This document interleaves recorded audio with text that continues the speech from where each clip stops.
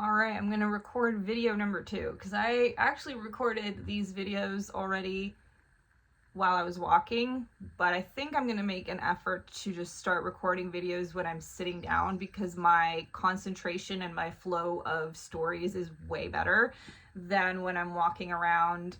Sometimes I'm just gonna have to do it when I'm walking around, but if I can manage, I will do this instead because the videos are shorter this way, they're more concise, and the flow of the storytelling is way better. When I'm walking around in public, I've mentioned this many times, I just start to focus on like what other people are doing, and I'm like, oh no, is this person walking too close and now they can hear my innermost thoughts in passing, and it's so out of context. And what like yes, I do wish to get to the point where I literally don't give a shit if anyone can hear what I'm saying, but right now my comfortability is more just me, the camera, my intended audience that will see this in the future, right? People who can relate to it, right? Not just random strangers walking around on the street. So, I wanted to talk about how my birthday is on Tuesday and I'm turning 33, and how I've managed to go from someone who was extremely depressed on my birthdays and felt very sorry for myself and was in constantly a victim mode to someone who is really comfortable with my birthday now, excited, happy, and not in a victim mode. And nothing really changed as far as like my life circumstances. I did not become rich since then. I did not have a huge group of friends since then. I don't even have a best friend since then. At least not one that I can hang out with. They're all in different states. So, all I did was change my mentality, right? So, I'm going to give a couple stories. One story that I think really stuck with me and I carried with me for the rest of my life was a birthday I had in elementary school. This birthday I had planned at my grandmother's house. It was going to be the first big birthday party that I had. Usually my birthdays were just like family birthdays, and then the larger extended family would get together. It was more for the adults, and then they would invite all their friends, and then it was my birthday, right? But it was for the adults. This was the only birthday that I can remember that my parents like actually let me invite school friends, right? And I was always bullied even in elementary school, but the bullying didn't really get too intense until middle school. So in elementary school, I still didn't really feel like there was too much wrong with me. I did notice that, I didn't really fit in certain ways, but I was still kind of just like, a kid and not caring too much about it. So I invited all my classmates and I planned this party. You would have thought like an adult planet. I had prizes, contests, games. Like I must have thought I was on the Disney Channel or something, because I was planning like a super Sweet 16 level freaking party, but with the budget of not that. Just not that. And so I was so excited. It didn't even really cross my mind that people wouldn't come, that this wouldn't go the way I had planned. However, life had different plans for me.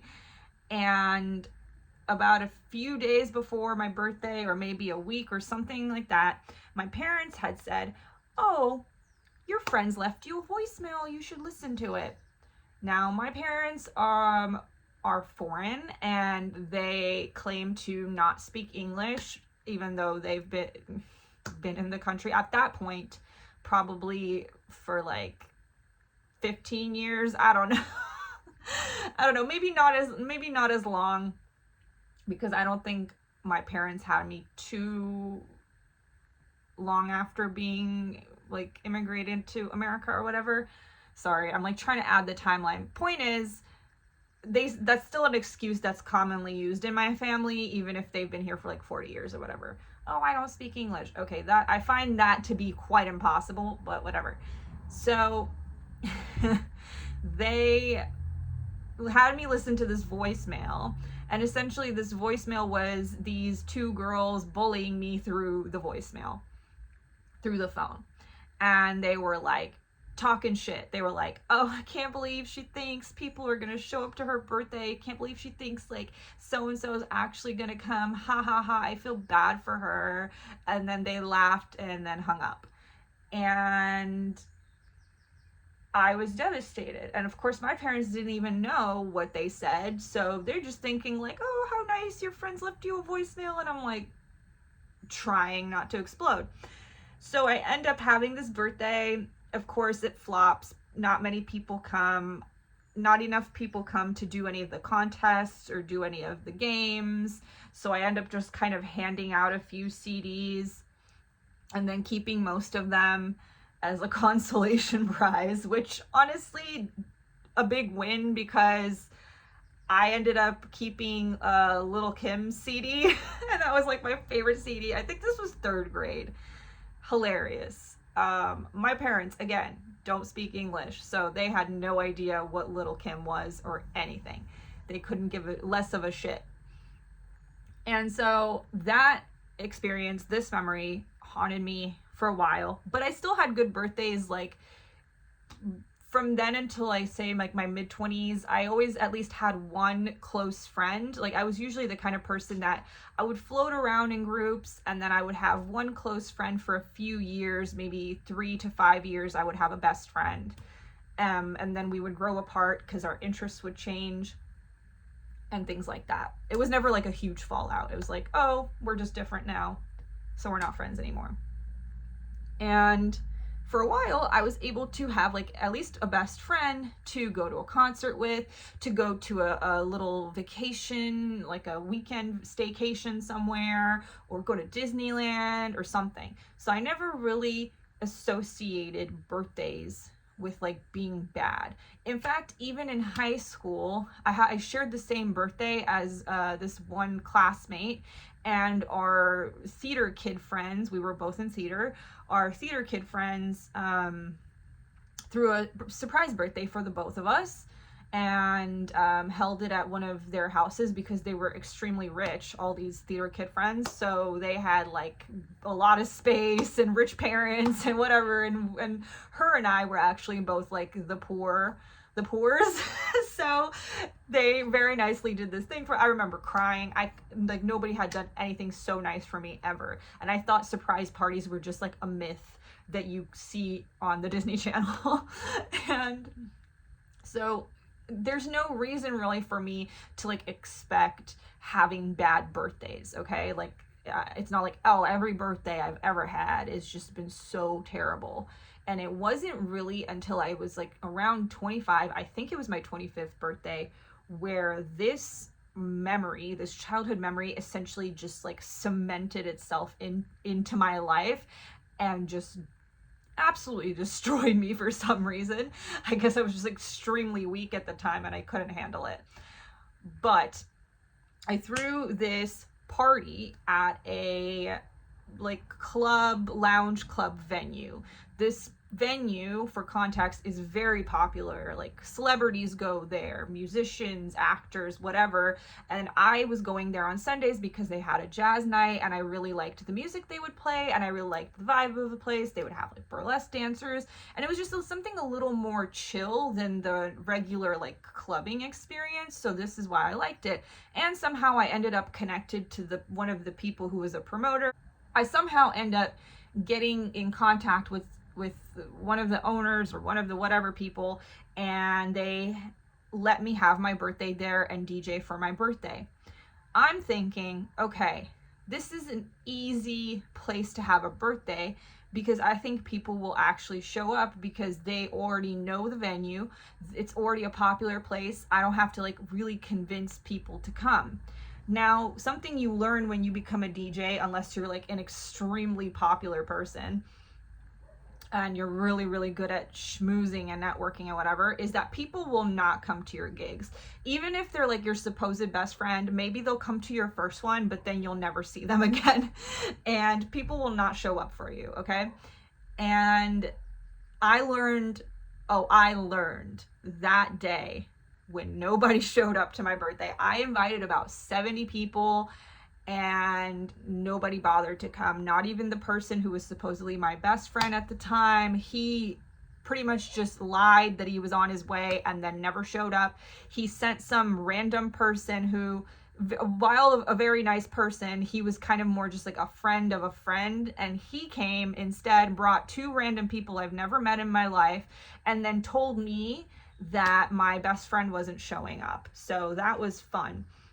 Then I had another quote unquote best friend who just showed up for only 30 minutes because at this point our friendship was already fizzling, but she still, for like, you know, I guess reasons of seeming like a good person or whatever the hell, showed up just for a little bit just to say hi.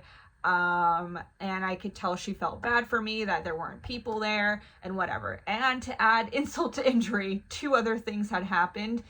That night, the place was empty. I don't know what was going on. I think Coachella was that weekend, or something had happened where there was like a festival, maybe EDC. I don't know. There was something that weekend happening that made the clubs and the lounges and the whatever, the usual popular places that are packed, completely empty. So already completely empty place. Nobody shows up for my birthday. Then I go to play my DJ set and I can't plug in my equipment. For some reason, it is not compatible with what they have there. And I have no contact. I can't find anyone in the bar. Like, I literally walked around. First of all, you could see across the bar. It was like not like I really had to look that hard, but I could not find anyone. The person who was DJing before me was not willing to help me. Sometimes like you'll be cool with people and they'll try to help you. This guy was like, he just didn't give a fuck. He was not going to help me. So what I end up doing is I just sit down near the DJ booth and I'm just waiting for someone to, usually like someone will come get you or tell you like, hey, you know, you're going on in 10 minutes, whatever. Like, that's the norm.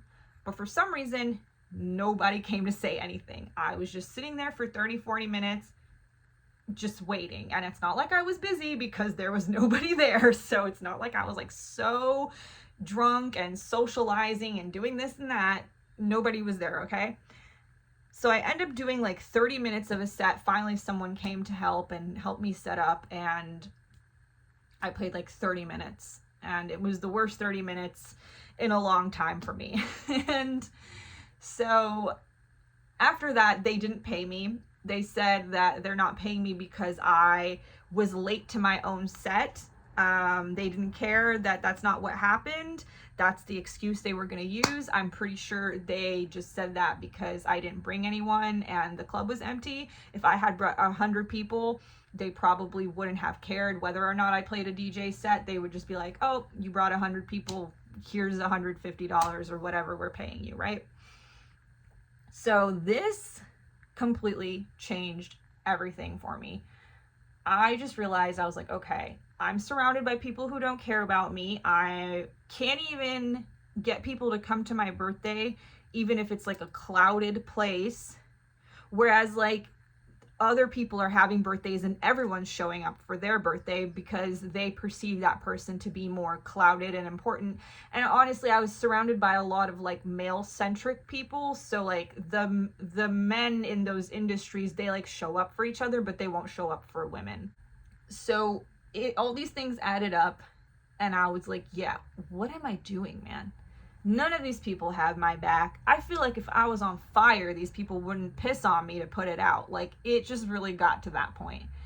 And I was like, what am I doing? What am I doing? Because I'm like dedicating my time, my energy to these people. I'm showing up to their birthdays. I'm doing the most. I'm being a one-way best friend to these people, okay? Why am I being like this? What am I doing? I really start to evaluate myself. I'm like, I'm doing something wrong here. And this is when everything crashed, and I just started to not associate with people, not associate with those places, not I stopped going out. I stopped showing up. I stopped doing all these things. And of course, when you stop showing up and kissing ass and doing all these things, your gigs go away. You stop getting called for this and that. So everything dries out. My social life, my career, everything dries out. And for the next, 5 years, I start having these horrible birthdays, these horrible cursed birthdays. This was right before the pandemic, maybe 2 years before the pandemic or something like that. By 2019, I was so depressed before the pandemic even happened. I had completely burnt out, and the pandemic on top of it just made everything way, way worse.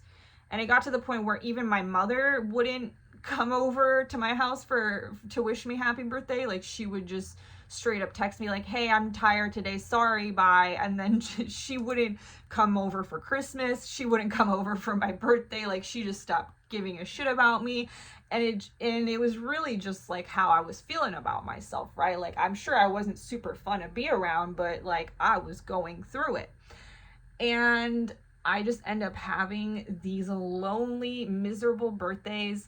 I have one year I vaguely remember, again, during the pandemic, I can't tell you like which part of it. I had my friend, my childhood friend, call her university friends in a Zoom call to come celebrate my birthday. I didn't even know those people like very well. Like, I knew who they were, but we're not like friends like that. There's very nice people, and they were willing to do this thing for me.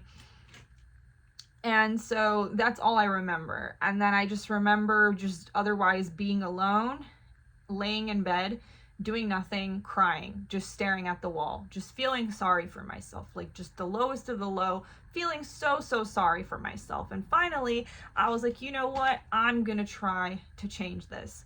So I take myself out. One of the years I took myself out to, like, I was still vegan at the time. So I took myself out to this vegan restaurant.